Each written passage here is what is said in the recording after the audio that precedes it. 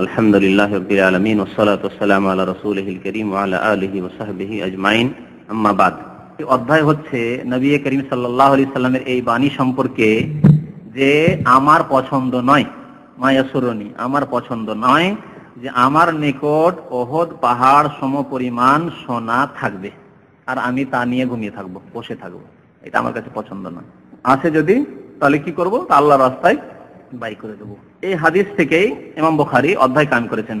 গত সপ্তাহে বলেছি, এর আগে অনেকবারই বলেছি যে ইমাম বুখারীর একটি সুন্দর নিয়ম হচ্ছে যে নিজের ভাষা দিয়ে অধ্যায় কায়েম না করে নবী করিম সাল্লাল্লাহু আলাইহি সাল্লামের মোবারক ভাষা দিয়ে, বরকতের হাদিস দিয়ে তিনি অধ্যায় কায়েম করে থাকেন।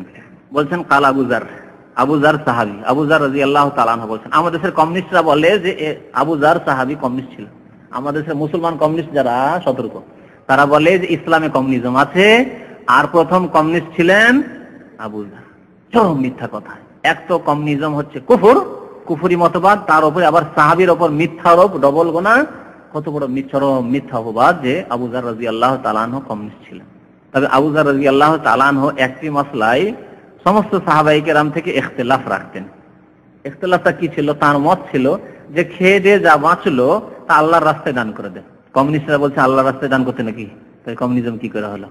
জনগণকে দান করে দেন। জনগণ কোথায়? সরকার মালিক, রাষ্ট্র মালিক হয়ে যাচ্ছে। আর তারা তো ভোগ বিলাস করছে। দেখেন, কমিউনিস্ট দেশে, যেই দেশে 70 বছর কমিউনিজম থাকলো, সেই দেশে কি রাজা আর প্রজা সমানভাবে খেয়েছে?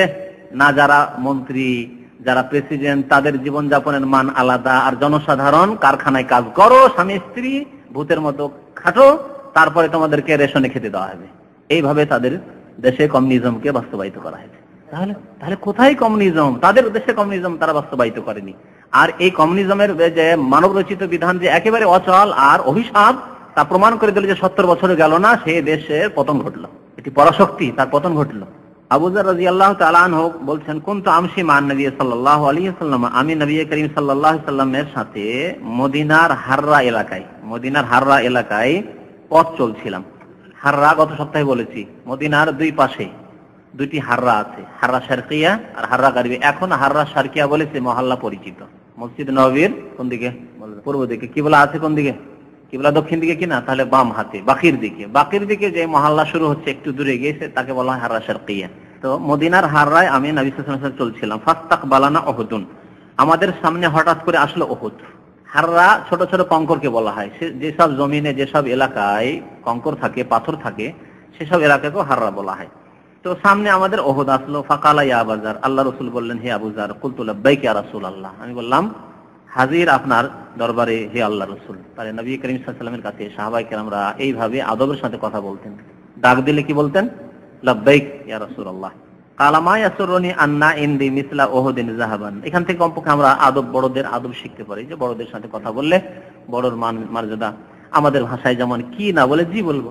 বড় ডাকছেন, আব্বা ডাকছেন, আম্মা ডাকছেন, কি বলছেন? এটা বেয়াদবি কথা। তারপরে জি বা জি আব্বা, জি আম্মা, তাই কি না? জি খালা, জি আঙ্কেল, এগুলো হচ্ছে আদবের কথা। আমরা প্রত্যেকে গার্জেন, কেউ গার্জেন হব, কেউ গার্জেন হয়ে গেছে, কেউ আগামীতে হবেন। তো এগুলি কথা খেয়াল রাখতে হবে, বড়দেরকে শ্রদ্ধার ভাষা শিখাতে হবে। আর ছোট থেকে যে ভাষাগুলি শিখে নেবে, পরে আর ভুলবে না, লজ্জা লাগবে না। ছোট থেকে যদি না শিখান তো কি কে জি করতে খুব মুশকিল, বুঝতে পারছেন? তুমি কে আপনি করা খুব মুশকিল। আজকাল ফ্যাশন হয়েছে বাঙালি সমাজে যে ছেলে বাবাকে তুমি বলবে আর বাবা ছেলে মেয়েকে আপনি বলবে। এই বেকুফি, আমি থেকে বড় বেকুফি মনে করি। কি শিখাচ্ছেন আপনি? বলেন যে আপনার ছেলে আপনাকে তুমি বলবে, ঠিক আছে আপনি তুমি শিখান, কিন্তু আপনিও তুমি বলেন। আপনি আবার আপনি কেন বলছেন আপনার ছেলেকে? কি জন্য? বলছে শেখানোর জন্য। আরে বাবা শিখাচ্ছেন তো আপনাকে তো বলতে শিখলো না আপনার ছেলে। হ্যাঁ আব্বা তুমি, আব্বা তুমি, তুমি এই কাজ করনি, তুমি এই কাজ করনি, ধমক দিয়ে কথা বলছে আপনাকে ছেলে আর মেয়ে। আর আপনি আপনি আপনি কি করছেন, আপনি কেমন আছেন? মার অনুসারে তুমি শিখাই, অসুবিধা নেই। আমি বলছি না যে তুমি বলো আব্বা আম্মাকে না যায় বলুন, কিন্তু আপনিও তুমিটাই বলুন। আপনার ভাষাটা আরো এত সুন্দর কেন? এত হাই ক্লাসের ভাষা আপনি কেন? আবার ই কোন বেয়াদবির আদব? আপনি মহব্বত করেন তুমি বলে, তুই বলে আরো মহব্বত করেন। যারা বলে যে তুমি বললে বেশি মহব্বত হয়, তো তুই বললে তারও বেশি মহব্বত। আমি যাকে জুনিয়র মনে করি তাকে তো তুমি বলি, আপনি বাকি যাদেরকে সিনিয়র মনে করি অবশ্যই আপনি বলি, ঠিক কিনা? তাহলে একজনকে তুমি বলা মানে তাকে আমি শ্রদ্ধা করি। তার চাইতে কাছে যাকে তুই বলি, হয়তো তুই বলে অভ্যাস হয়ে গেছে, ওকে তুমি করতে পারছেন, লজ্জা লাগছে, তাহলে কি সেই জন্য তুই শিখাবেন নাকি স্ত্রীকে? কি বলছেন? লাব্বাইকা রাসূলুল্লাহ কাল, আল্লাহ রাসূল বলেন মা ইয়াসুরুনি আন্না ইনদি মিসলা উহুদিন হাযা যাহাবান, উহুদ সামনে এসেছে, আমাকে এটা পছন্দ নয় যে আমার নিকট উহুদ পাহাড় সমপরিমাণ সোনা থাকবে, তামদি আলাইয়া সালেসা, আর আমার উপর 3 দিন বা তৃতীয় দিন অতিক্রান্ত করে যাবে, 3 দিন পার হয়ে চলে যাবে, আমার কাছে উহুদ পাহাড় সমান সোনা দানা থাকবে, টাকা পয়সা থাকবে। ওয়া ইনদি মিনহু দিনার, আর 1 দিনার আমার কাছে থেকে যাবে, উহুদ পাহাড়ের সমান ধন সম্পদ, আর 3 দিনের পরে 1 দিনার আমার কাছে থাকবে, এটা আমার নিকট পছন্দ নয়। তাহলে কিভাবে, কত দ্রুত বেগে খরচ করতে হবে। নবী করিম সাল্লাল্লাহু আলাইহি সাল্লামের এই ছিল আদর্শ। ইল্লা শাইআন আরসুদুহু লিদাইন, তবে হ্যাঁ কিছু আমি অবশিষ্ট রাখতে পারি, কিসের জন্য? ঋণ পরিশোধের জন্য। যদি আমার উপর ঋণ থাকে আর ঋণ হয়তো পরিশোধের সময় হয়নি, সেটাকে হয়তো রাখবো, কারণ ঋণ পরিশোধের সময় না হলে তার আগে দেওয়া জরুরি নয়, যখন সময় নির্ধারিত করে দিয়েছেন। আর এটি হচ্ছে সুন্নাত তরিকা, যে ঋণ কারো কাছে নিলে সময় নির্ধারিত করে নিতে হবে, যে ভাই 3 মাস পরে দেবো, এক্ষুনি দেওয়া জরুরি নয়, আপনি ইচ্ছা হলে দিতে পারেন, আর না হলে আপনি যথাসময়ে দিতে পারেন যখন দেওয়ার কথা আছে। তো নবী সাল্লাল্লাহু আলাইহি ওয়াসাল্লাম শুধু ঋণ পরিশোধের জন্য, কারণ ঋণের ব্যাপারটি অত্যন্ত গুরুত্বপূর্ণ, ঋণের অবস্থায় মারা গেলে আল্লাহ মাফ করবেন না বান্দার হক, তাই ঋণ পরিশোধের জন্য নবী সাল্লাল্লাহু আলাইহি ওয়াসাল্লাম রাখার কথা বলেছেন।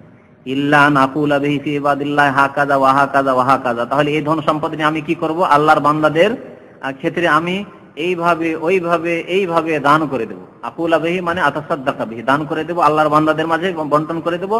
হাকাযা মানে এইভাবে এইভাবে এইভাবে, আইয়ামিনিহি, ওর ব্যাখ্যা করছেন, ডান দিকে দান করবো, আনশেমালি বাম দিকে দান করবো, পিছনে দান করবো, মিন খালফিহি, আগে পিছে সব দিকে দান করে ফেলে দেবো, যে যেখানে আসবে, যা চাইতে আসবে দিয়ে দেবো।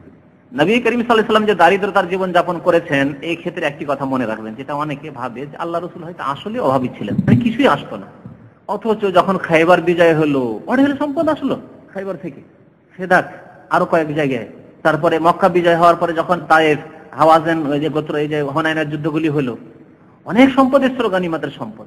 এইসব সম্পদ দিয়ে এসেছে, তাহলে সম্পদগুলি গেল কোথায়? তো নবী সাল্লাল্লাহু আলাইহি ওয়াসাল্লাম দরিদ্র কি আসলে মানে একবারে খালি হাত থাকতেন? আসতো, আসার পরে তিনি নিজের জন্য রাখতেন না। বিবিদের ক্ষেত্রে হাদিস আছে যে যখন এইসব ধন সম্পদ আসলো খাইবার থেকে আর ফেদাক থেকে, তখন নবী সাল্লাল্লাহু আলাইহি ওয়াসাল্লাম 1 বছরের খরচ খরচা ভরণ পোষণ বিবিদেরকে প্রত্যেককে দিয়ে দিতেন, 1 বছরের খরচ একসাথে দিয়ে দিতেন, তাদের অভাব থাকতো না দেওয়ার সময়। কিন্তু 1 মাস যায়নি, 2 মাস যায়নি, সমস্ত দান করে, যেমন আল্লাহ রাসূল দান করেন তেমন আজওয়াজ মুতাহারা দান করে শেষ, আর বাড়িতে কিছু নেই খাওয়ার মতো। মানে দারিদ্রতা তারা চেয়ে নিতেন যে দরকার নেই, কালকের চিন্তা কালকে করবো, আজকে চিন্তা করার প্রয়োজন নেই। আর আমরা তো বছরকে বছর চিন্তা নয়, শুধু ছেলে মেয়ে, তাদের ছেলে, কয়েক জেনারেশন কথা যে চিন্তা করি, আর এই জন্য আমরা দুনিয়ার পিছনে ছুটি। এই ভুলটা ভেঙে থাকা দরকার আমাদের, কারণ আমাদের দেশের মানুষের ভুল ধারণা রয়েছে যে নবী সাল্লাল্লাহু আলাইহি ওয়াসাল্লামের হাতে পয়সা কড়ি ছিল না, কিছু থাকতো না, সেই জন্য অনাহারে থাকতেন না, আল্লাহর রাস্তায় দান করে অনাহারে থাকতেন, গরিব মিসকিনকে দিয়ে দিয়ে, যে যা চাইতে আসতো দিয়ে দিতেন, তারপরে অনাহারকে তিনি প্রাধান্য দিতেন। ইউসিরুনা আলা আনফুসিহিম ওয়ালাউ কানা বিহিম খাসাসা, অন্যকে প্রাধান্য দিয়ে থাকে। সাহাবায়ে কেরামের প্রশংসায় এই আয়াত নাযিল হচ্ছে। এই আয়াতের প্রথম যে ব্যক্তি মানে এই গুণে গুণান্বিত তিনি নবী করিম সাল্লাল্লাহু আলাইহি ওয়াসাল্লাম এবং তার আজওয়াজ মুতাহহারাত উম্মাহাতুল মুমিনিন আর আলে বাইত, তারপরে অন্যান্য সাহাবায়ে কেরাম, খোলাফায়ে রাশিদিন, অন্যরা। সুম্মা কাল, তারপরে বললেন নবী ইন্নাল আকসারিন হুমুল মুকিল্লুন, যারা বেশি ধন সম্পদশালী, হুমুল মুকিল্লুন ইয়াউমাল কিয়ামা, তারাই নেকির দিক দিয়ে স্বল্পতাই থাকবে কিয়ামতের দিন, নেকি তাদের অল্প থাকবে কিয়ামতের দিনে। ইল্লা মান কালা হাকাযা ওয়া হাকাযা ওয়া হাকাযা, তবে যে ব্যক্তি বেশি ধন সম্পদ নিয়ে আল্লাহর রাস্তায় এইভাবে এইভাবে ডানে বামে পিছনে সামনে দান করতে থাকলো, ওয়া কালিলুম মাহুম, আর এদের সংখ্যা অত্যন্ত কম, ওয়া কালিলুম মাহুম, অত্যন্ত কম এদের সংখ্যা। যেমন কোরআন আল্লাহ বলেছেন ওয়া কালিলুম মিন ইবাদিয়াশ শাকুর, আমার শুকরগুজার বান্দা খুব কম।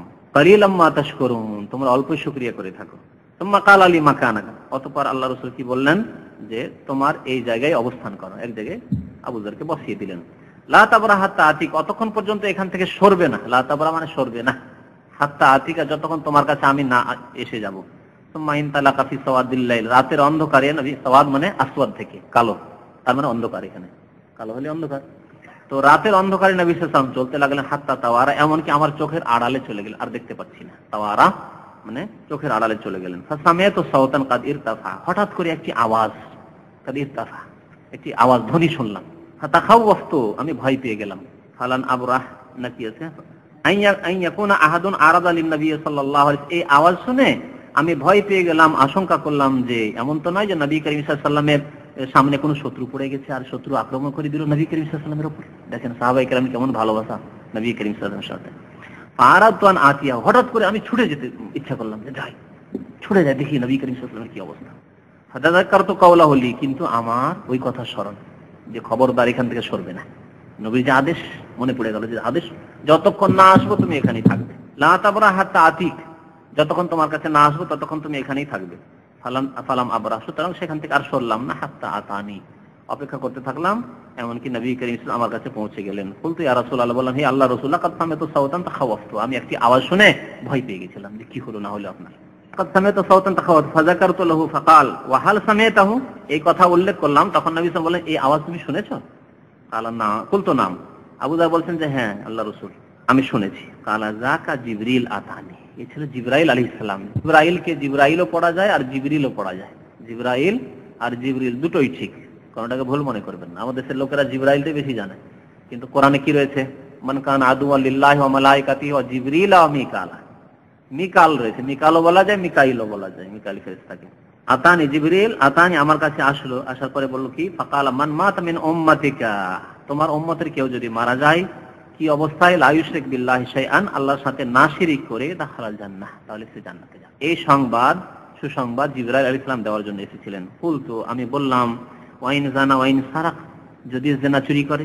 কাল ওয়াইন জানা ওয়াইন সারাক, যদি জেনা চুরি করে। এর ব্যাখ্যা গত সপ্তাহে হয়ে গেছে যে জেনা চুরি করে কেউ যদি মারা যায় কিন্তু শিরক না করে, আল্লাহর ইবাদত বন্দেগী করে, তার মানে নামাজি, বেনামাজি নয়, নামাজি, জেনাও হয়েছে চুরি হয়েছে, যদি তওবা করে নিয়ে থাকে তাহলে তো মাফ দুনিয়াতে, যদি তওবা না করে মারা যায় তাহলে কি বলেছি, শাস্তি ভোগ করবে। এই ক্ষেত্রে কবরের শাস্তি রয়েছে, তার আগে দুনিয়ার শাস্তি রয়েছে। অনেকে আছে জেনা বা চুরির পরে তার দুনিয়াতে শাস্তি হয়ে গেছে, চুরি করেছে কোনো জায়গায় মার খেয়েছে, কম মার খেয়েছে ধরা পড়ে, তাহলে দুনিয়াতে শাস্তি হয়ে গেল না। চুরি করেছে সৌদি আরবের মতো ইসলামিক দেশে, হাত কেটে নেওয়া হয়েছে, তাহলে তার কি গুনাহ মাফ হলো না? গুনাহ মাফ। আল হুদুদ ও কাফারা, হাদিস আছে যে হদ যদি কায়েম, শরীয়তি হদ যদি কায়েম করা হয় তাহলে কাফারা হয়ে যায়, গুনাহ মাফ হয়ে যায়।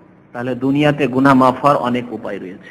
মার খেয়ে গুনাহ মাফ হবে অবশ্যই, চোর ধরা পড়লো মার খেলো গুনাহ মাফ হবে, হাত কাটা গেল অবশ্যই গুনাহ মাফ হবে, হাত কাটা গেলে তো অবশ্যই গুনাহ হবে, কারণ এটা হচ্ছে শরীয়তি হদ।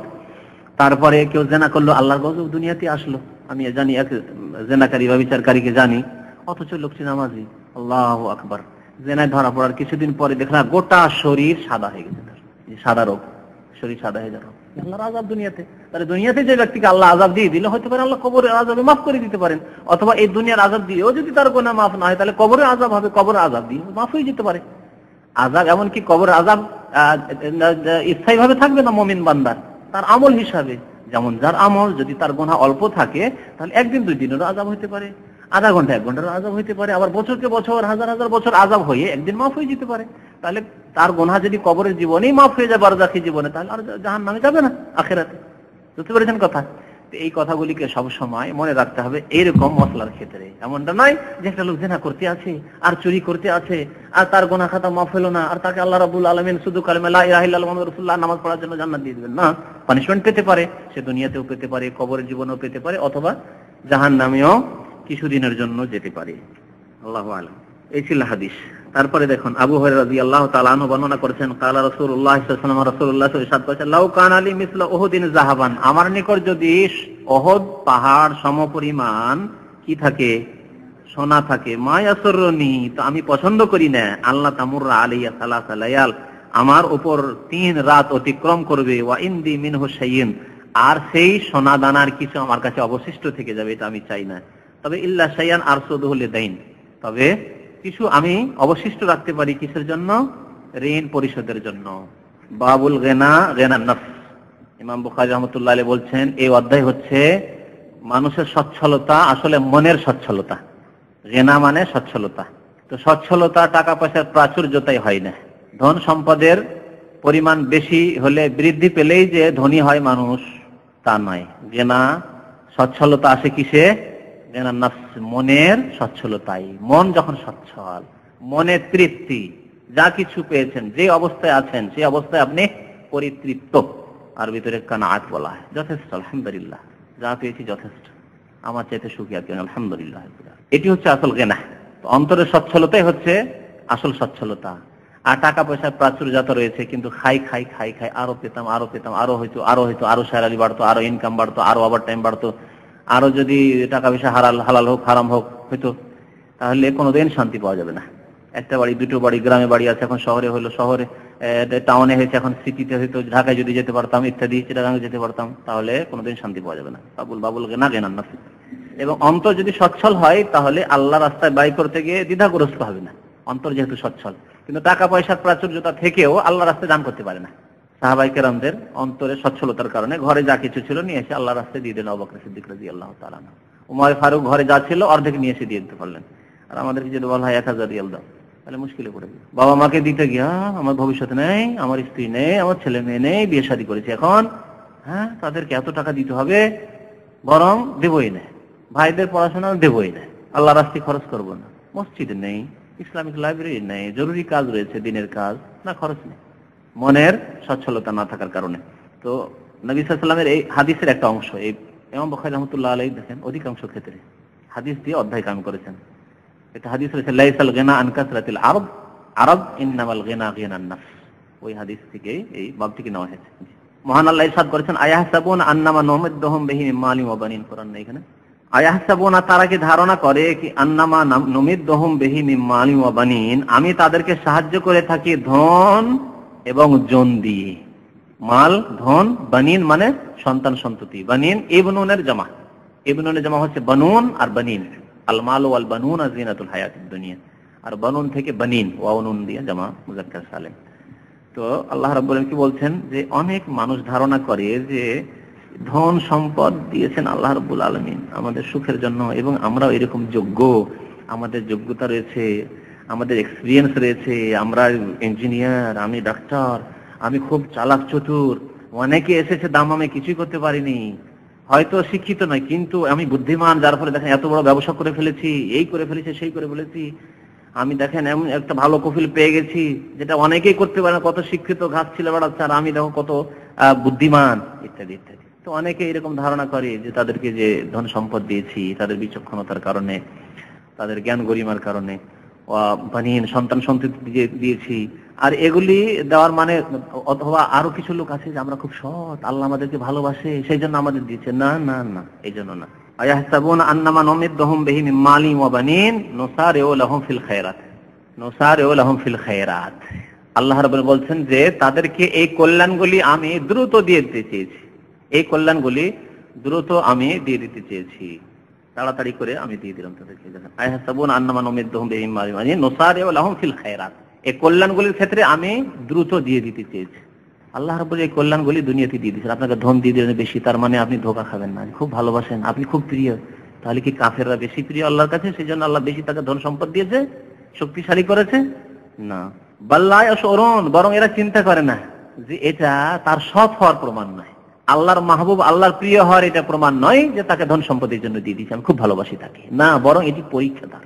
দুনিয়াতে ধন সম্পদ, বেশি ছেলে মেয়ে দিয়ে দেওয়া, এগুলি হচ্ছে আল্লাহর পক্ষ থেকে ইবতিলা, মানে পরীক্ষা, আজমাইশ, পরীক্ষা নিরীক্ষা। বাল্লা ইয়াশউরুন, তারা উপলব্ধি করে না যে কি উদ্দেশ্যে এসব দিয়েছে দুনিয়াতে, খায়রাত গুলি দ্রুত দিয়ে দিচ্ছি, তাড়াহুড়া করি দুনিয়াতেই দিয়ে দিচ্ছি, আমি বিলম্ব করিনি। তারপরে আল্লাহ বলছেন ইন্নাল্লাযীনা হুম মিন খাশিয়াতি রাব্বিহিম মুশফিকুন, নিশ্চয়ই যারা তাদের রবের ভয়ে ভীত, ওয়াল্লাযীনা হুম বিআয়াতি রাব্বিহিম ইউমিনুন, এবং যারা তাদের রবের আয়াতের প্রতি ঈমান রাখে, আল্লাহ নিদর্শন, আল্লাহর আয়াত, আল্লাহর বিধানের প্রতি ঈমান রাখে। ওয়াল্লাযীনা হুম বিরাব্বিহিম লা ইউশরিকুন, এবং যারা তাদের রবের সাথে শিরক করে না। ওয়াল্লাযীনা ইউতুনা মা আতাউ, এবং যারা যা কিছু দিতে পারে দেয়, মানে আল্লাহর রাস্তায় দান করে, দান করা সত্ত্বেও অকুলুবহুম, বা দান করে বা আত্মীয় স্বজনের উপর ব্যয় করে, যেখানে খরচ করার প্রয়োজন খরচ করে, তারপরে অকুলুবহুম ওয়াজিলা, তাদের অন্তর ভয়ে ভীত। কি জন্য ভয়ে ভীত? আয়েশা রাদিয়াল্লাহু তাআলা আনহা এই আয়াতের তাফসীর জিজ্ঞেস করলেন, নবী সাল্লাল্লাহু আলাইহি ওয়াসাল্লাম বললেন যে ওই লোকেরা যারা আল্লাহর রাস্তায় দান করে, দান করার পরে ভয়ে ভীত কেন? যে দান করে না সে ভয়ে ভীত হোক, কিন্তু দান করার পরেও কেন ভয়ে ভীত? আল্লাহর রাস্তায় ব্যয় করলো, মাতা পিতাকে দিল, আত্মীয় স্বজনকে দিল, সিলাতুল আরহাম করলো, তারপরে কেন ভয়ে ভীত? আল্লাহ এই যে কাজগুলি করলাম কবুল হলো কিনা, কবুল হলো কিনা এই জন্য ভীত।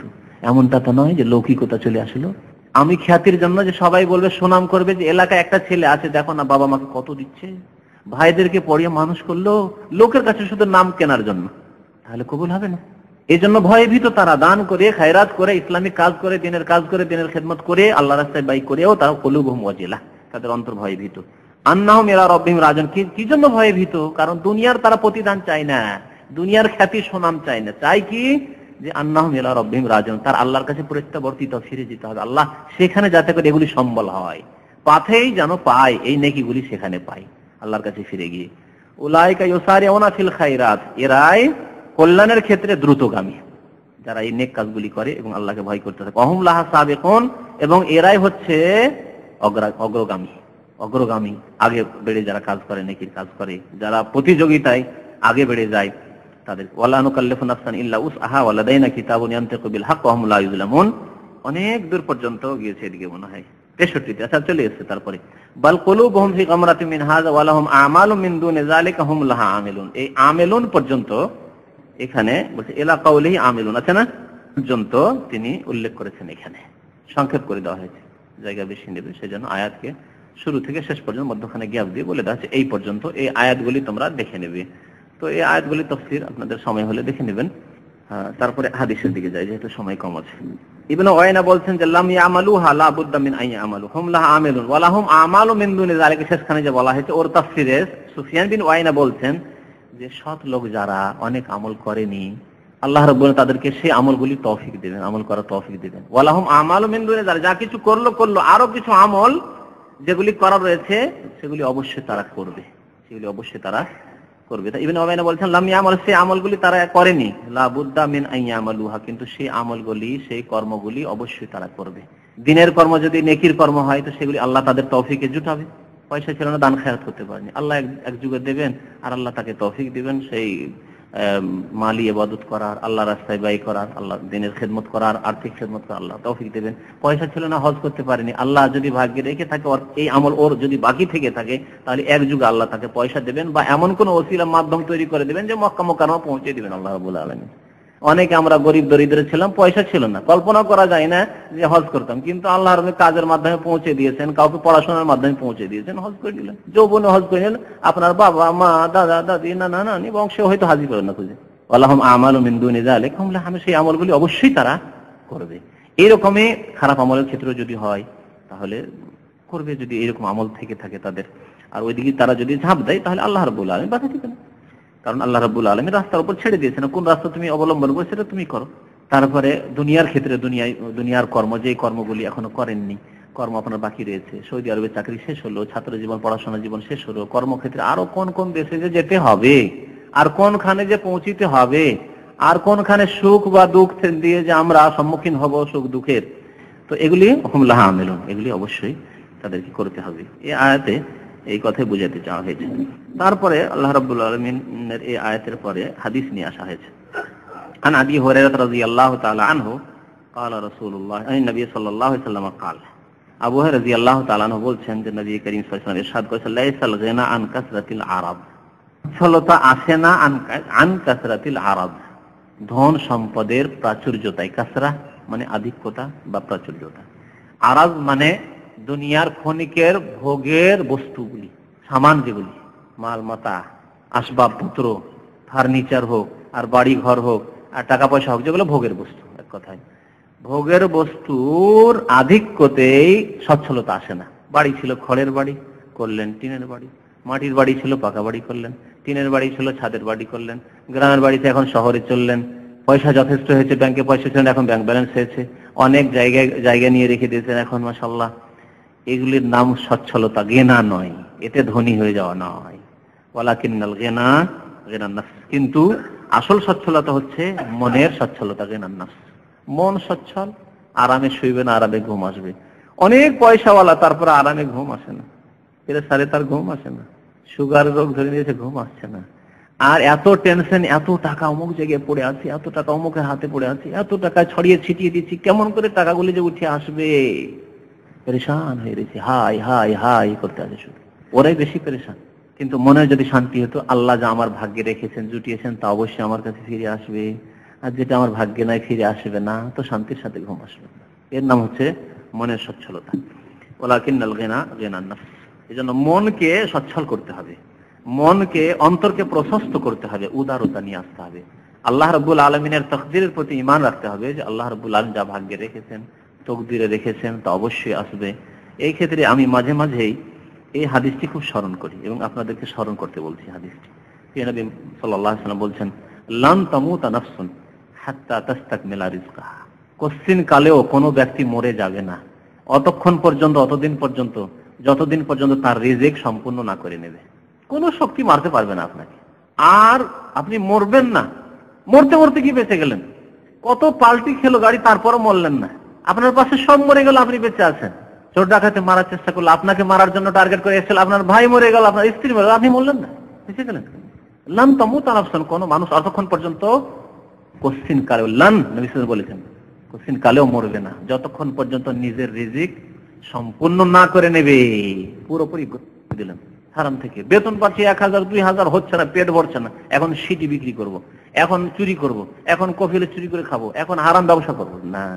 আল্লাহ ফাত্তাকুল্লাহ, আল্লাহকে ভয় কর। ও আজমেলু ফিত তালাব, এবং আল্লাহর কাছে কামনা করায়, দোয়া করার ক্ষেত্রে উত্তম পন্থা অবলম্বন করো, উত্তম পন্থা অবলম্বন করো। আল্লাহর কাছে খুব চাও, দুনিয়া চাও, আখিরাত চাও। রব্বানা আতিনা ফিদ দুনিয়া হাসানা ওয়া ফিল আখিরাতি হাসানা ওয়া কিনা আযাবান। কোনো দোষ নেই আল্লাহর কাছে যদি আখিরাতের সাথে সাথে দুনিয়া চান, কোনো দোষ নেই।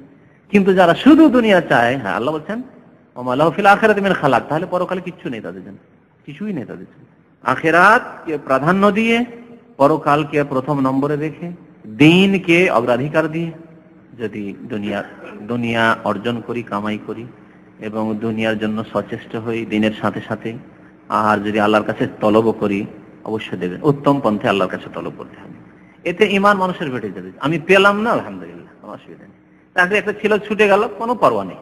পেয়ে গেছি, আলহামদুলিল্লাহ, সব ক্ষেত্রে আলহামদুলিল্লাহ। বাবু ফাজলিল ফাকরে, এই অধ্যায় হচ্ছে দারিদ্রতার ফজিলত সম্পর্কে, দারিদ্রতার ফজিলত বা মর্যাদা সম্পর্কে, গুণাগুণ সম্পর্কে। দরিদ্র যদি থাকেন তাহলে ফজিলত রয়েছে না বেশি পয়সা হলে ফজিলত? হাদিস থেকে জানবেন যে দরিদ্র তার ফজিলত বেশি রয়েছে, তার মর্যাদা বেশি রয়েছে।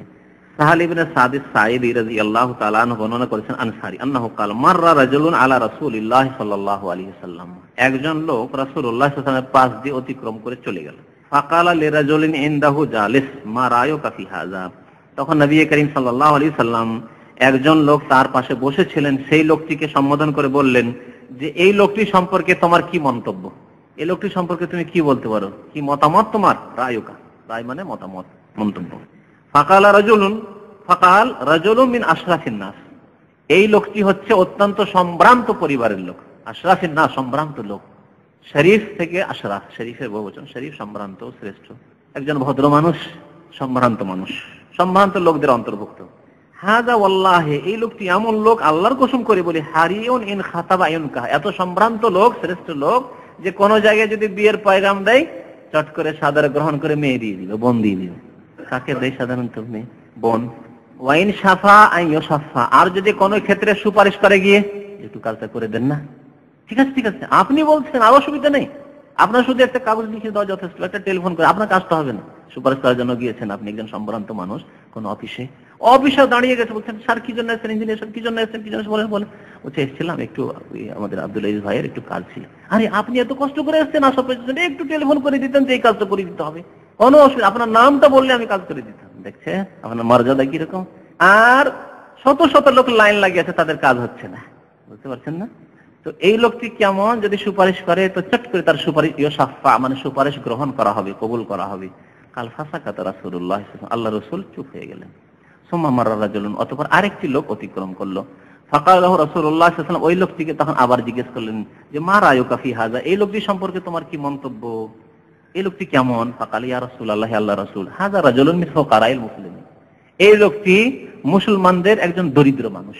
হাযা হারিয়ুন, এই ব্যক্তি, ইন খাতাব, এই লোকটি এর যোগ্য যে এই যদি কোনো জায়গায় পয়গাম দেয়, এরকম লোক যে লায়ন কাহ, কেউ বিয়ে দেবে না, গরিব দরিদ্র মনে করে কেউ বিয়ে দেবে না। আজকাল আমাদের দেশে লোকেরা বলে, গ্রাম অঞ্চলে, যে ঘাস দেখে ছাগল বাঁধতে হবে, হ্যাঁ, মানে মেয়ের বিয়ে দিবে তো জমি জায়গা দেখে, গ্রাম অঞ্চলের লোকের জমি দেখে। আজকাল টাউন বাজারের লোকেরা ব্যবসা বাণিজ্য আছে কিনা, চাকরি করে তো কেমন বেতনে চাকরি করে, সে আমার মেয়েকে নিয়ে যেতে পারবে কিনা, ইত্যাদি ইত্যাদি।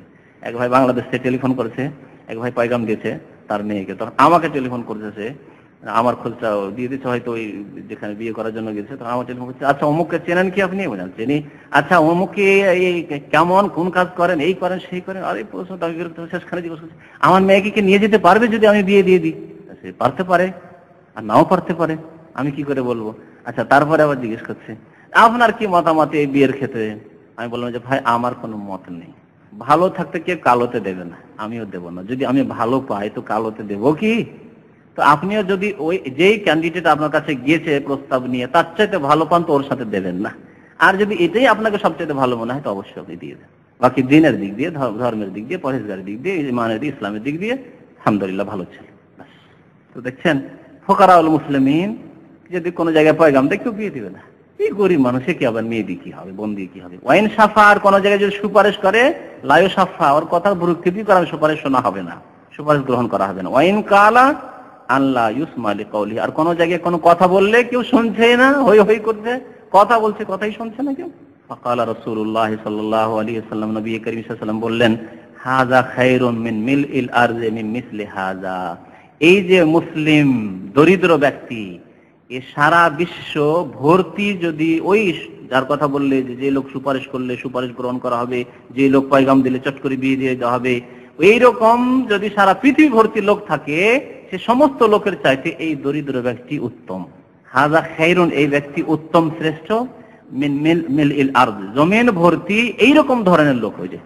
যে লোকটি সচ্ছল, যে লোকটি পয়সাওয়ালা, যে লোকটি পয়গাম দিলে গ্রহণ করা হবে, সুপারিশ করলে তা কবুল করা হবে, তাদের অসংখ্য লোকের চাইতে এই একটি লোক উত্তম। তাহলে নবী করিম সাল্লাল্লাহু আলাইহি ওয়াসাল্লাম দারিদ্রতার ফজিলত বর্ণনা করলেন। দরিদ্র থাকার সাথে সাথে দ্বীনকে যদি মজবুত করে ধারণ করে থাকে তাহলে ফজিলত রয়েছে, আর না হলে দারিদ্রতা আর দ্বীন থেকে দূরে সরে রয়েছে। আর একজন সচ্ছল দ্বীনকে ধরে রয়েছে, কে উত্তম হবে? যে ব্যক্তি সচ্ছল, কারণ সে দ্বীনকে মজবুত করে ধরে রয়েছে। কারণ আমাদের সমাজে এরকম রয়েছে যে অধিকাংশ দরিদ্র আবার নামাজ পড়ে না, এমন বেশি দরিদ্র আর নামাজ রোজা কিচ্ছু নেই, তার পেটে যে কোন রকম ডাল ভাত আসতে হবে ওর পিছনে ছুটে আছে।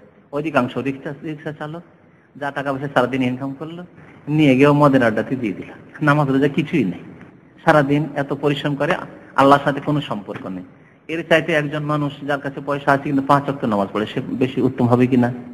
তাহলে মুসলিম দরিদ্র ধার্মিক যদি হয় তাহলে সে শ্রেষ্ঠ ধার্মিক সচ্ছল পয়সাওয়ালার তুলনায়। কিন্তু পয়সাওয়ালা যদি আল্লাহর রাস্তায় দিনের কাজ বেশি করে দরিদ্র চাইতে, তাহলে সে শ্রেষ্ঠ হয়ে যাবে।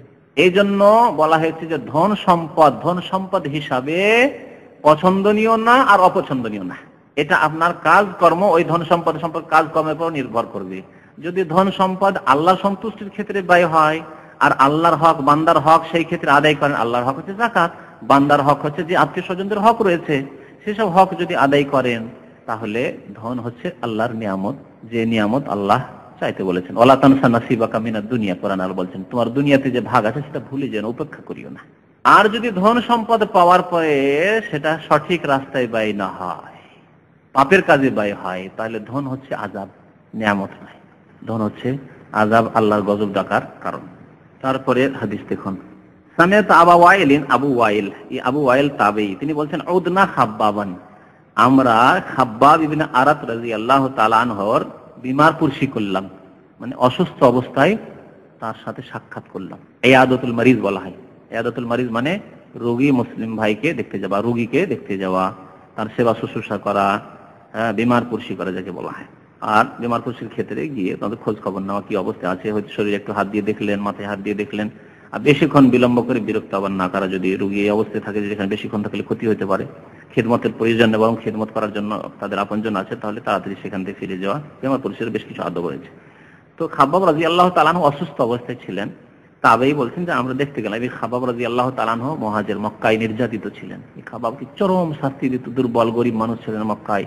মক্কার কাফির আবু জাহল, আবু লাহাব, এই ধরনের কাফির জালেমরা চরম অত্যাচার নির্যাতন করত।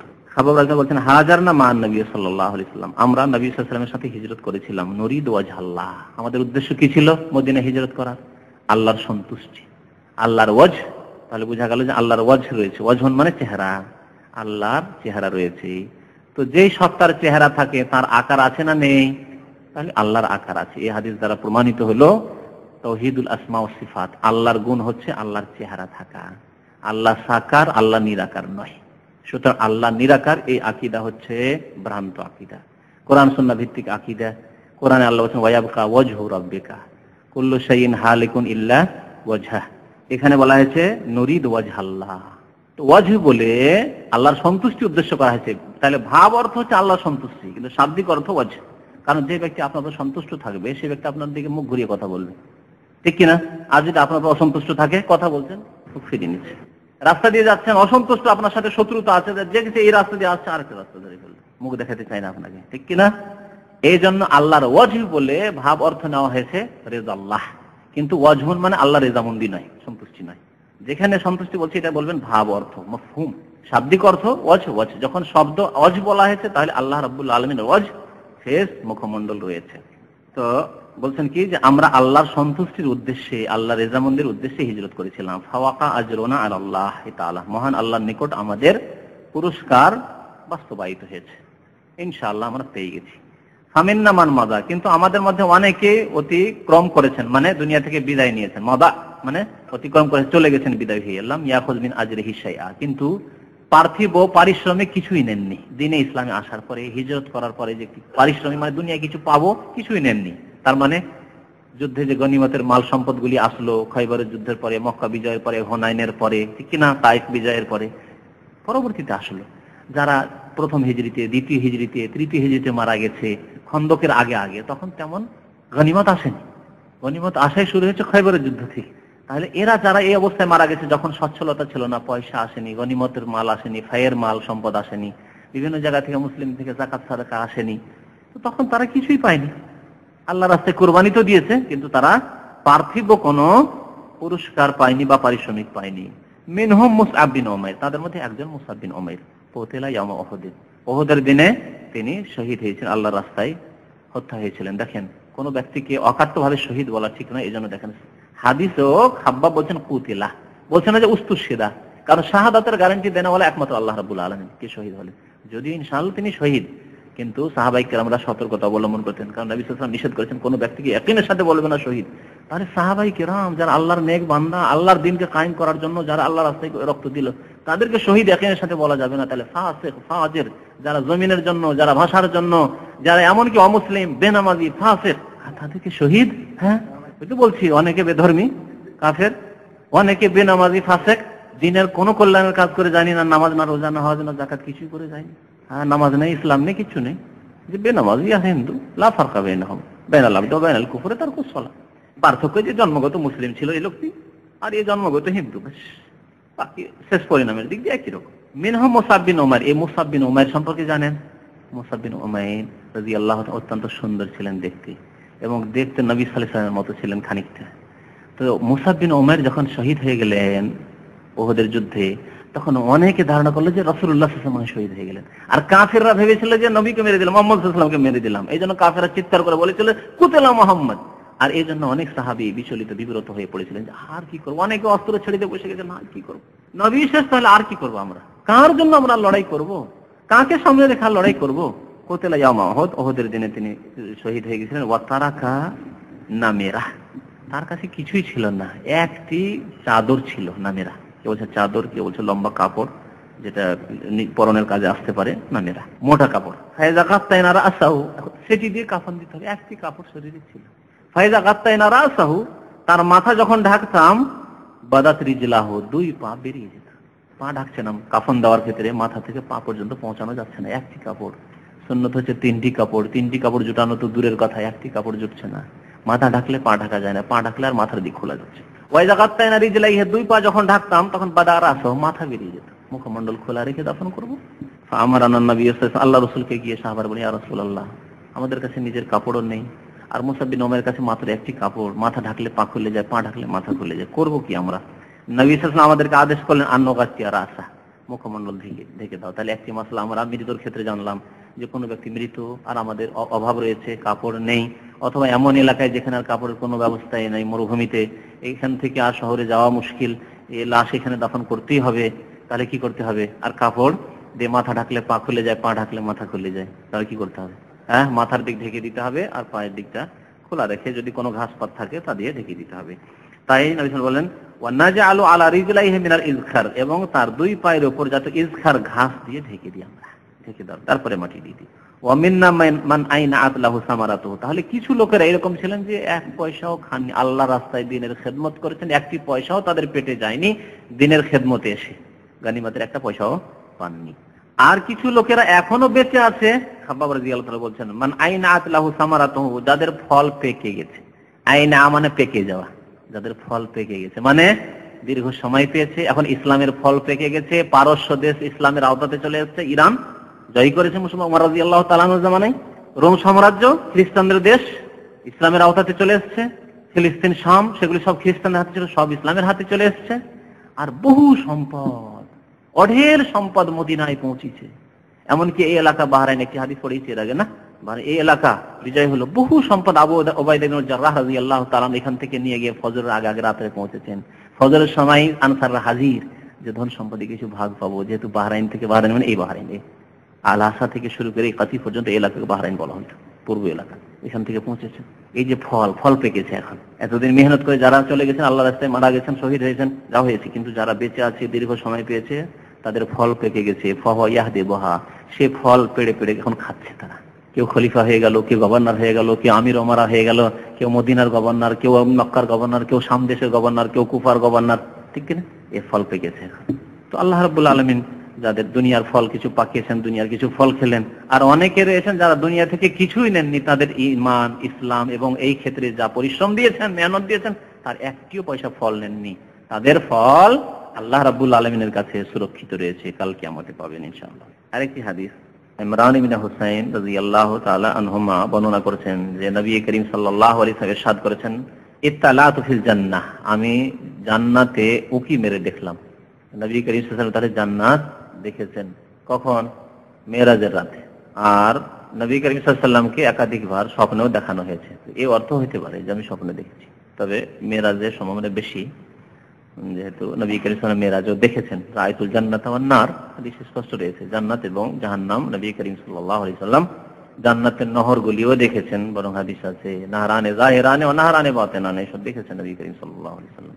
কোরআনে এদিকে ইঙ্গিত রয়েছে মা কাযাবাল ফুয়াদু মা রাআহ, তো নবী করিম সাল্লাল্লাহু আলাইহি ওয়াসাল্লাম অনেক কিছু দেখেছেন। ইত্তালাতু ফিল জান্নাহ, আমি জান্নাতে উকি মেরে দেখলাম, মুখ বাড়িয়ে দেখা। ইত্তালা বলে মুখটা বাড়িয়ে দেখাকে। ফারাআইতু আকসার আহলিহাল ফুকারা, অধিকাংশ জান্নাতের অধিবাসী কাদেরকে দেখলাম? দরিদ্র গরীব ফকিরদেরকে দেখলাম। তো নবী করিম সাল্লাল্লাহু আলাইহি ওয়াসাল্লাম এই যে দৃশ্য দেখেছেন, এটা দেখানো হয়েছে যেটা হবে। ফকিররা কি জান্নাতে চলে গেছে? আর ওই জান্নাতীদেরকে ওখানে দেখেছেন, কিন্তু এই দৃশ্য দেখানো হয়েছে, যে এই দৃশ্য যেটা দেখানো হয়েছে, যেটা ভবিষ্যতে হবে, হিসাব নিকাশের পরে, পৃথিবী ধ্বংস হয়ে গিয়ে হিসাব নিকাশ কিয়ামতের পরে জান্নাতীরা জান্নাতে চলে যাবে, জাহান্নামীরা জাহান্নামে চলে যাবে, তখন যে অবস্থাটি হবে সেই অবস্থাটিকে অগ্রিম আল্লাহ রাব্বুল আলামিন দেখিয়েছেন এইভাবে। আজকালকার যুগে এটা বুঝতে খুব সহজ। আজকাল একটি ঘটনা ঘটেছে, ওটাকে কাল্পনিক করে দেখিয়ে দিচ্ছে, ওখানে গিয়ে ছবি করে নিয়ে দেখিয়ে দিচ্ছে কাল্পনিক। হ্যাঁ, এক জায়গায় সন্ত্রাসী কোন ঘটনা ঘটেছে, সেই জায়গায় কেউ ক্যামেরা পৌঁছেনি, কিচ্ছু পৌঁছেনি, কিভাবে ঘটলো এটাকে কাল্পনিক করে দেখি। আল্লাহ রাব্বুল আলামিন আলা কুল্লি শাইইন কাদির। হ্যাঁ, আল্লাহু আলা কুল্লি শাইইন কাদির। অধিকাংশ দরিদ্রদেরকে দেখলাম। এই কথাটি বলার উদ্দেশ্য এই যে কেউ এই কথা ভাববেন না যে ফকির গরিবরা জান্নাতে চলে গেছে। আসল যে জান্নাতের নিয়ামত ভোগ করছেন জান্নাতীরা, কিন্তু জান্নাতে কেউ যেতে পারবেন না হিসাব নিকাশের আগে, এবং সর্বপ্রথম যিনি জান্নাতে যাবেন তিনি কে? প্রিয় নবী মুহাম্মদ সাল্লাল্লাহু আলাইহি ওয়াসাল্লাম। প্রিয় নবী মুহাম্মদ সাল্লাল্লাহু আলাইহি ওয়াসাল্লাম সমস্ত মানুষের মধ্যে প্রথম তিনি যাবেন, আর এই উম্মতে প্রথম আবু বকর সিদ্দিক রাদিয়াল্লাহু তাআলা। ওয়াত্তালাতু ফিন্নার, আর আমি ওকি মরে দেখলাম জাহান্নামের দিকে দেখলাম। ফারাআইতু আকসার আহলিহান নিসা, অধিকাংশ জাহান্নামের অধিবাসী কাদেরকে দেখলাম? নারীদেরকে দেখলাম। জি, অন্য হাদিসে জিজ্ঞাসা করেছেন নবী করিম সাল্লাল্লাহু আলাইহি ওয়াসাল্লাম যখন এই কথা একদিন ঈদের খুতবায় বর্ণনা করলেন, মহিলারা বলল যে ওবেমা ইয়া রাসূলুল্লাহ, অধিকাংশ ফাইন্নাকুন্না আকসারু আহলিন নার, তোমরা এই অধিক সংখ্যায় জাহান্নামে যাবে হে মহিলারা। ইয়া মাশারান নিসাই তাসাদদাকনা, সহিহ বুখারীর প্রসিদ্ধ হাদিস। ঈদের খুতবায় নবী করিম সাল্লাল্লাহু আলাইহি ওয়াসাল্লাম পুরুষদেরকে সম্বোধন করে আবার মহিলাদের দিকে গিয়ে তাদেরকে এইভাবে খুতবা দিতেন, ইয়া মাশারান নিসাই তাসাদদাকনা ফাইন্নী উরিতুকুন্না আকসার আহলিন নার, তোমাদেরকে দেখলাম অধিকাংশ সংখ্যায় জাহান্নামে। ওবেমা ইয়া রাসূলুল্লাহ, এটি কেন হবে?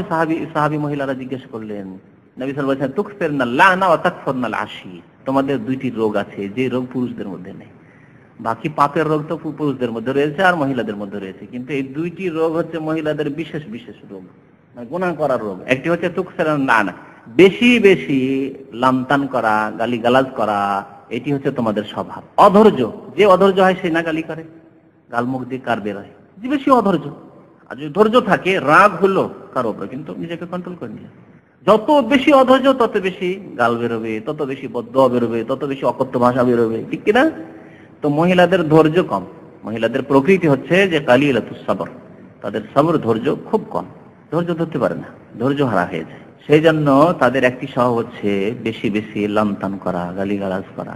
দেখবেন ছেলে মেয়ে যদি অবাধ্য হয়, ছেলে মেয়ে যদি অন্যায় কাজ করে, ভুল কাজ করে, তো বাবা হয়তো শাসন করবে কিন্তু গালিগালাজ বেশি করবে না, শাসন করবে, মারধর করবে।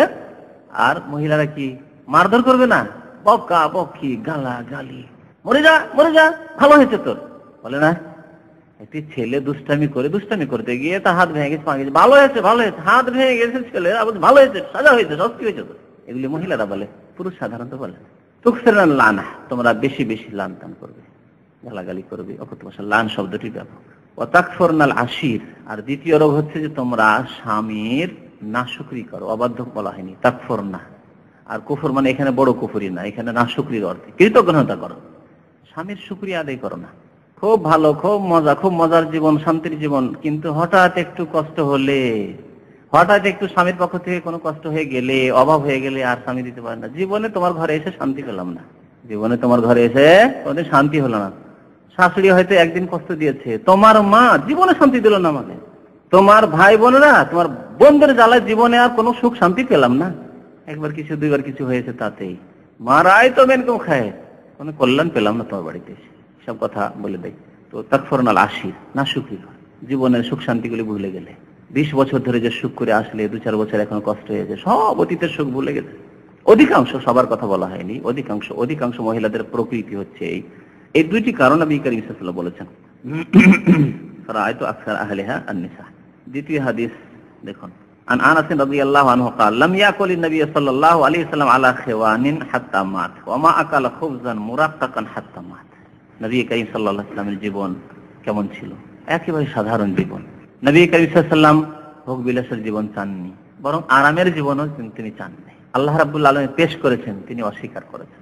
সাল্লাল্লাহু আলাইহি ওয়াসাল্লাম বলছেন, আনাস রাদিয়াল্লাহু, আনাস কে? আনাসকে চেনেন কে? হ্যাঁ, নবী করিম সাল্লাল্লাহু আলাইহি ওয়াসাল্লামের 10 বছরের খাদেম, 10 বছর খিদমত থেকে তার মা উম্মে সুলাইম দিয়ে চলে গেলেন আল্লাহ রাসূলকে, ইয়া রাসূলুল্লাহ আপনার এই ছেলে খিদমত করেছে আপনার কাছে। আনাস রাদিয়াল্লাহু তাআলা, তাহলে একজন মানুষ সম্পর্কে যথেষ্ট জ্ঞান রাখে, তার একেবারে কাছের লোক, ঘনিষ্ঠ লোক। আর ঘনিষ্ঠ লোককে, ঘনিষ্ঠ স্ত্রী, চাকর, ছেলে মেয়েরা। খাদেম বলছেন, লাম ইয়াকুলিন নবী সাল্লাল্লাহু আলাইহি আলা খিওয়ান হাত্তা মাত। নবী করিম সাল্লাল্লাহু আলাইহি সাল্লাম কোন উঁচু দস্তরখানে তার ইন্তেকাল পর্যন্ত কখনো পানাহার করেননি, খাননি। খেওয়ান মানে উঁচু দস্তরখান শব্দটি বলেছি, ভালো করে শুনবেন। শুধু দস্তরখান নাই, কারণ আমরা মাটিতে যে বিছাই এটিকে দস্তরখান বলি কি বলি না? তো নবী করিম সাল্লাল্লাহু আলাইহি ওয়াসাল্লাম কি কোনো কিছু বিছিয়ে খাননি? যেটাকে আজকাল সুফরা বলছে, এখানে সুফরা বলছে, কাপড় বিছান আর প্লাস্টিক বিছান আর যা কিছুই বিছাতে পারে। এটি নবী সাল্লাল্লাহু আলাইহি ওয়াসাল্লামের জীবনে ছিল। কারণ ময়লা আবর্জনা করা কোনো ভালো কাজ নয়, যে ঘরে আপনার ময়লা আবর্জনা হবে, খাবার পড়বে, তরকারি পড়বে, এরকম করবেন না, কিছু বিছিয়ে না। বা নবী সাল্লাল্লাহু আলাইহি ওয়াসাল্লামের সামনে এরকম কিছু বিছানো হয়েছে, দস্তরখান বিছানো হয়েছে। কিন্তু খেওয়ান বলা হয় এমন দস্তরখানকে যেটি উঁচু করে রাখা হয়, নিচে বসে নাই, যেমন টেবিলের উপর। আজকাল যে খাওয়ার ফ্যাশন হয়েছে, শহর বাজারে ডাইনিং হলে যে খাওয়ার ফ্যাশন হয়েছে, বরং এর চাইতে আরো উন্নতি করেছে আজকালকার ফ্যাশন। কিছুদিন আগের ফ্যাশন ছিল ওটা, যে টেবিলে বসে বসে খাওয়া। আর এখনকার অভদ্র ফ্যাশন হয়েছে দাঁড়িয়ে চক্কর লাগা, তওয়াফ করার খাওয়া। খানা নেবে আর একই জায়গায় থেকে নারী পুরুষ, বেহায়া বেপরদা সমাজে একই জায়গায় থেকে নারী পুরুষ একসাথে খাবার নিচ্ছে আর ঘুরছে আর খাচ্ছে, ঘুরপাক খাচ্ছে আর খাচ্ছে। জায়গা পেলোতে পেলো, না হলে দাঁড়িয়ে দাঁড়িয়ে খাচ্ছে। আল্লাহ। পান করার ক্ষেত্রে তো কিছু গুঞ্জাইশ আছে, অবকাশ আছে। পান আর খাওয়ায় পার্থক্য আছে। পান করার ক্ষেত্রে 2 রকমের হাদিস আছে। ওযুর পানি, বাঁচা পানি নবী করিম সাল্লাল্লাহু আলাইহি ওয়াসাল্লাম পান করতেন দাঁড়িয়ে। জমজমের পানি নবী সাল্লাল্লাহু আলাইহি ওয়াসাল্লাম দাঁড়িয়ে পান করেছেন। শরীবান নবী সাল্লাল্লাহু আলাইহি ওয়াসাল্লাম ওয়া কাইমুন। তাহলে পান করার ক্ষেত্রে যদি ওযুর পানি আর জমজমের পানি ছাড়াও যদি এর উপর কিয়াস করে আপনি পান করেন কোনো সময়, একটু জুস পানীয় জিনিস আর কি, তাহলে হয়তো একটু অবকাশ আছে। কিন্তু খাওয়ার ক্ষেত্রে একটি হাদিস দেখাতে পারবেন? কোনো হাদিস নেই। বরং মুসলিম শরীফে আছে, কেউ যদি পানাহার করে এরকম দাঁড়িয়ে, তাহলে সে বমি করে ফেলে দিবে। মানে কঠোর বাণী এটি বলা হয়েছে। এর মানে এই না যে আপনি বমি করেই দেন, কিন্তু একটু শক্ত বাণী উচ্চারণ করা হয়েছে যাতে করে সতর্ক হয় মানুষ। তাহলে দাঁড়িয়ে দাঁড়িয়ে খাওয়া যায় না?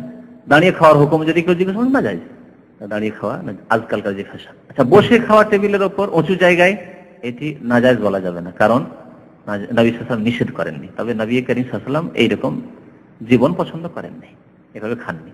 এই ক্ষেত্রে এতটুকু বলা যাবে, কেউ যদি বলে সুন্নতি তরিকা, কি সুন্নতি তরিকা?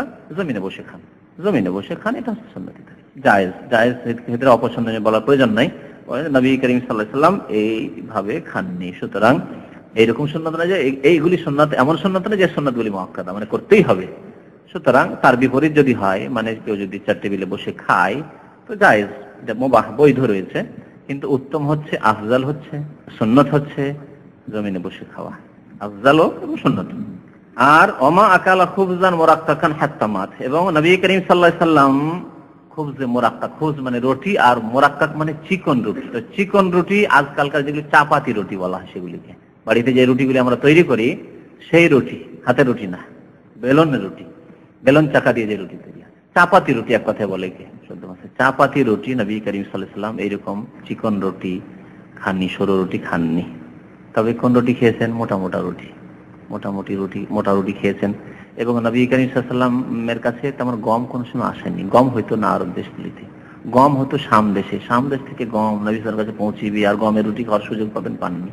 এই জন্য যেখানে রুটি খাওয়ার কথা রয়েছে হাদিসে, খুবজে শাইর রয়েছে, জবের রুটি খেয়েছেন। জবটা পাওয়া যেত মদিনার আশেপাশে, কখনো কখনো জব পাওয়া যেত, অধিকাংশ সময় তো পাওয়া যেত না, ওই খেজুর খেয়ে খেজুর পানি দিয়ে চলতো।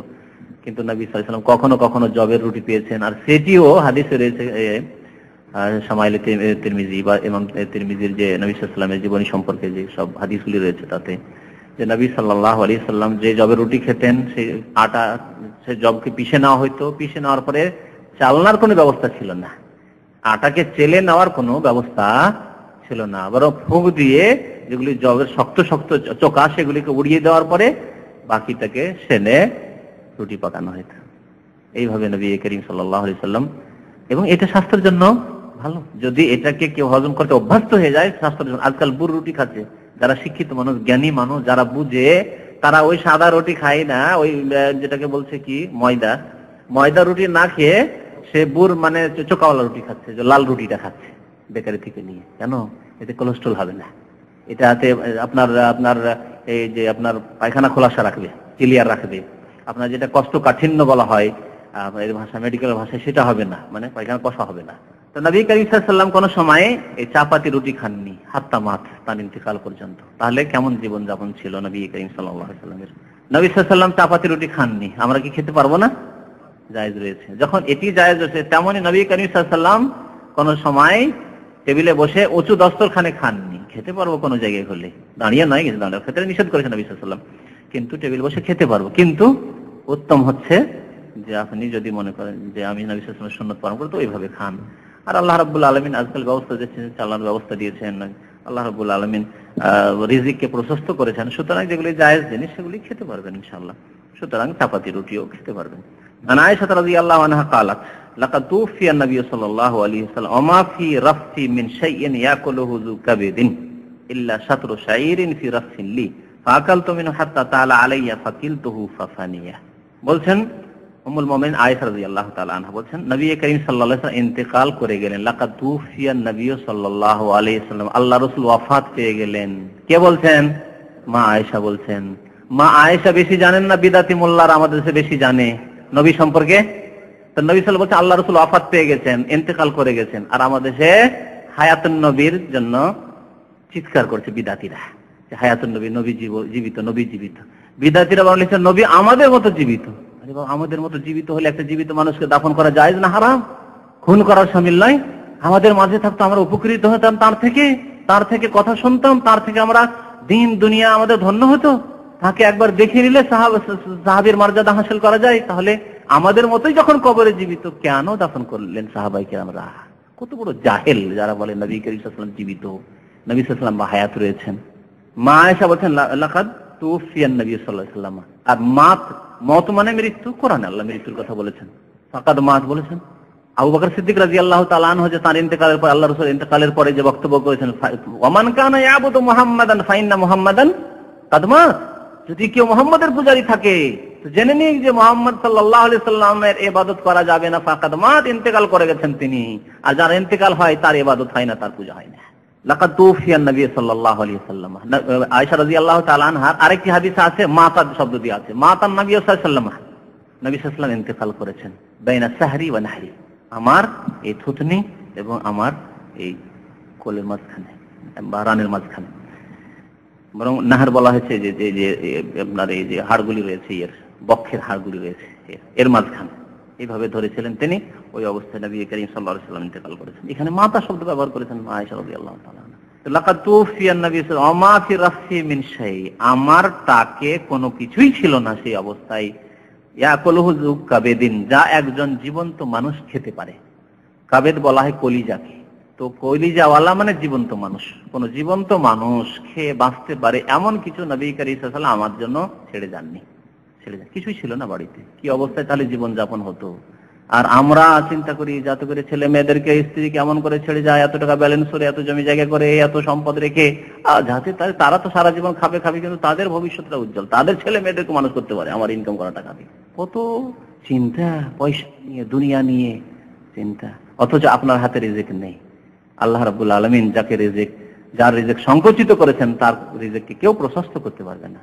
আর যার রিজিক আল্লাহ প্রশস্ত করে রেখেছেন তার তাকদীরে, তার রিজিককে কেউ সংকুচিত করতে পারবে না। আম্মা ইযা মাবতালাহু ফাকাদার আলাইহি রিজকা, আল্লাহ রাব্বুল আলামিনের হাতে সবকিছু। রিজিককে কুশাদা করা, প্রশস্ত করা, সংকুচিত করা, সংকীর্ণ করা সব আল্লাহ রাব্বুল আলামিনের হাতে। নেকির কাজে বাধা হবে, অজেব কাজে ত্রুটি হবে, অজেব কাজ করব না, জরুরি কাজগুলি করব না, আল্লাহর রাস্তায় ব্যয় করব না, এই জন্যই শুধু, বা হারাম খেয়ে আয় উপার্জন করে যাব ছেলে মেয়েদের জন্য রেখে যাওয়ার জন্য, ভবিষ্যৎ তাদের উজ্জ্বল করার জন্য, বড় হতভাগা। তবে হালাল উপায়ে আল্লাহ রাব্বুল আলামিন যদি দেন, আল্লাহ যদি অঢেল সম্পদ দেন, কিন্তু হালাল উপায়ে। এবং অজেব যেগুলি কাজ আছে আমি করে যাচ্ছি, যাকাত দিয়ে যাচ্ছি, মানুষের হক আদায় করে যাচ্ছি, মাতা পিতার হক আদায় করে যাচ্ছি, আত্মীয় স্বজনের হক আদায় করে যাচ্ছি, আল্লাহর হকের ক্ষেত্রে মসজিদ, মাদ্রাসা, দিনী প্রতিষ্ঠান, দিনের খেদমত এগুলি করে যাচ্ছি। তারপর আল্লাহ দিয়েছেন, আল্লাহর নিয়ামত, পরীক্ষামূলক দিয়েছেন আল্লাহ। পরীক্ষা হয়তো আপনাকে আল্লাহ উত্তীর্ণ করেছেন, আলহামদুলিল্লাহ বলেন তাহলে, যদি পরীক্ষায় পাশ করেন তাহলে। আর যদি ফেল হন তাহলে আপনি নিজের আত্মসমালোচনা করেন। অমাফি রাফি, রাফ বলা হয় তাককে। তাক বুঝেন কি? আজকাল এই রাফ শব্দটি ব্যবহার হচ্ছে, রফুফ বা রাফ বলছে সেলফকে। আমার তাকে, যেই তাকে কোনো কিছু থাকে, খাবার, খেজুর আসলে ওখানে রাখতেন, জব আসলে রাখতেন, আমার তাকে কিছুই ছিল না। কি ছিল? ইল্লা সাতরো শাইরিন, সাত মানে অর্ধেক, আর শাইর মানে জব। অর্ধেক সা এখানে বলতে চেয়েছেন, অর্ধেক সা জব। অর্ধেক সা কত হয়? 1.5 কেজি, 100 কেজি 1.5 কেজি, তাহলে 1.25 কিলো বা 1.5 কিলো জব মাত্র ছিল। ফিরাফিল্লি আমার তাকে, ফাকাল তো মিনহ, সেখান থেকে আল্লাহ রাসূল ইন্তেকালের পরে খেতে থাকলাম, হাত্তা তালা আলে, অনেকদিন হয়ে গেল। ওখান থেকে অল্প করে জব নেন, আর ওইটিকে একটু পিষে নেন, তারপরে রুটি করে খেয়ে নেন, খেতেই থাকেন মা আয়েশা রাদিয়াল্লাহু তাআলা আনহা। অনেকদিন হয়ে গেল, আর কতদিন? একদিন দেখি, একটু মাপ করে দেখি, পুরোটাকে উঠিয়ে তিনি কি করলেন? ফাকিল তহু, ওজন করে দেখলাম, মেপে দেখলাম, যে দেখি আর কতটা বাকি আছে, এতদিন ধরে খাচ্ছি তো কতটা বা পরিমাণ আছে দেখি তো। দেখেন কেমন আল্লাহ রাব্বুল আলামিন কারামতি, একে বলা হয় আয়েশা রাদিয়াল্লাহু তাআলা আনহার কারামত, অথবা নবী করিম সাল্লাল্লাহু আলাইহি ওয়াসাল্লাম যেহেতু ছেড়ে গেছেন তার মুজিজা, ঠিক না? অলৌকিকত্ব, যে আধা সা, 1.25 কিলো বা 1.5 কিলো জব, আর খেতে খেতে হাতটা তালা আলাই, আমার উপর সময় অনেক দীর্ঘ হয়ে গেল, অনেক দিন হয়ে গেল, শেষই হয় না। তো মনে হয় একটু মাপ করে দেখি, ওজন করে দেখি কতটা আছে। ফাকিল তহু, কাইল করা মানে কোন পাত্রে ওজন করা, পাত্রে মাপ করা, মাপ করা বলে। আর ওজন হচ্ছে দাঁড়ি পাল্লা দিয়ে ওজন করা, আরবি শিখে নেন। ওজন মানে মিজান বলা হয় দাঁড়ি পাল্লাকে, যাতে ওজন করা হয়। আর কাইল বলা হয় ওয়াফুল কাইল ওয়াল মিজান, কোরআন আছে না, তোমরা কাইল এবং মিজানকে পুরা পুরা করো, মানে পাত্রেও যদি মাপ করে দাও তবুও ঠিকভাবে দিবে, আর যদি দাঁড়ি পাল্লাতে মাপ হতো দাঁড়ি মারবে না। ওয়াল মিজান, সোহেব আলাইহিস সালামের যুগে যে তারা ওই দাঁড়ি মারতো, কম দিত, লোকজনকে মাফ করে দিত, তখন আল্লাহ ওই আয়াতগুলি এখানে বলে ওয়াফুল কাইল ওয়াল মিজান। ফাকিল তো একদিন মাফ করে, পাত্রে মাফ করে ফেললাম। তাহলে বোঝা গেল যে সেই যুগে খাদ্যদ্রব্য কিসে মাফ করা হইতো? পাত্রে মাফ করা হইতো। আর এই সুন্নত আজ পর্যন্ত চলে আসছে আমাদের দেশের মহিলাদের মাঝে। চাউল দিবে ভাতের হাঁড়িতে, মাফ করে দিবে কিসে? গ্লাসে, বা এক ধরনের কাঠাই পাওয়া যেত, আমাদের দেশে কাঠা পাওয়া যেত, সেই কাঠা ওই যে এতে রাখাই আছে, চাউলের সাথে রাখাই আছে, আলাদা করে নিয়ে আসবে না, ওখানে রাখাই আছে, ওতেই মাফ করে দেবে। চলে আসছে এই সুন্নত। তো এটি হচ্ছে সুন্নত তরিকা প্রাচীন যুগ থেকে। পক্ষান্তরে ওজনের জিনিস নবী সাল্লাল্লাহু আলাইহি ওয়াসাল্লামের যুগে ওজন হয়তো শুধু সোনা চাঁদির জিনিসগুলি ওজন হতো, খাদ্যদ্রব্য ওজন হতো না, খেজুর ওজন হতো না। আজকাল খেজুর বিক্রি হচ্ছে ওজন করে, অনেক কিছুই যেগুলি মাপ হয়তো সেগুলোর ওজন করা শুরু হয়েছে। তো ফাকিল তো মাপ করে দেখলাম যে কতটা আছে কাঠাই, ফানিহা, তারপরে শেষ হয়ে গেল। যখনই মাফ করে নিলেন তিনি, তারপরে আর ওই বরকত থাকলো না, আর ওই কারামত থাকলো না, শেষ হয়ে গেল। মাফ করতে গিয়ে দেখলেন যে আধা কিলো আছে বা হয়তো 700-800 গ্রাম আছে, তারপরে 2-4 দিনে যা শেষ হয় বা 1-2 দিনে শেষ হয়ে গেল। আরেকটা হাদিস আছে যে ওর আফসোস, যদি আমি জানতাম তো মাপতাম না, এরকম থাকতো আর খেতেই থাকতাম শেষ পর্যন্ত। কিন্তু মানুষ জানেন আল্লাহ শেষ করবে, কোনো বাহানা ওসিলা হয়েই যাবে। যাই হোক, তারপরেই শেষ হয়ে গেল। সাল্লাল্লাহু আলা নবিয়িনা মুহাম্মদ ওয়া আলা আলিহি